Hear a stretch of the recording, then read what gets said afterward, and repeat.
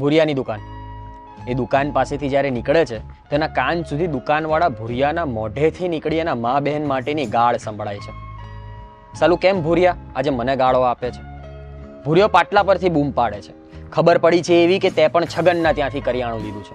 ત્યાં જ એક સન્નાટો પેદા થાય છે. કહે છે બધા કે તારા ઘઉંમાં ખિસકોલા ભાગે છે, દિવાલમાં ભેજના ધબ્બા ચાલે છે, તારો સામાન સડેલો આવે છે, દરવાજો ઊંધો બંધ થાય છે, પાટલો પાટલા જેવો નથી, રંગ કદરૂપો છે ને પ્રવાહમાં લહેકો નથી, શાકમાં જીવાતની હરીફાઈઓ ચાલે છે, છોકરાઓ અહીં ટોફી પણ નથી ખાતા, બૈરાઓ સાબુ લેવા 5 પગલા આગળ જાય છે, તડકો દુકાનમાં આવતા શરમાઈ જાય છે ને અંધારું એનું બીજું ઘર છે.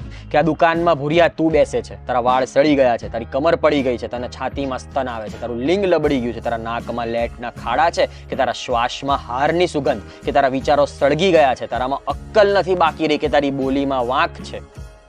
સન્નાટો હવે પતી જાય છે અને બધા કહે છે કે સાલી દુકાન અને જાત એમ રાખી છે જેમ એણે રાખવી છે.